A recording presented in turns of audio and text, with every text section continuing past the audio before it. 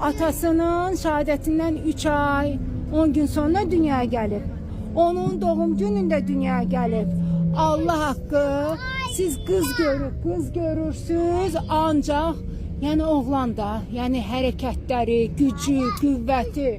Sənə qurban olaram. Bir dənə çəkiliş elim, gəlin bir yerdə oxuyaq, oynayaq. Sən kimin qızıydın? Atanın adını unuttum mən. Mən niyə unuttum? Ay Allah. Kim? Ramil, sənə qurban olum.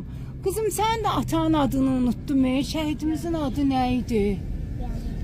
Ramil. Boşuna dönerəm. Qurban olaram. Yenə unutduqlarım var. Mənim başım... Bilmem, mən sizə kəndinizə də gəlməmişəm. Mən qocalmışam artıq. Şehidimizin adı. Qaşımov baba. 3 evladı var, buradadılar. Təkrar elə. Üç sene kurban, baba budur, civallağı budur, başçılığımız budur. Sen sevirəm. Üç yine kurban, babanın 3 evladı var, hanımıdır. Sizin de ataların adını unutmuşam, okumağı da bacarmıram. Ne yiyəcəm? Möhkəm. Şəhid Ömər Öbelli. Halaldır sənə, boşuna dönərəm. Şəhid Ömər Öbelli. Kimi sən? Şəhid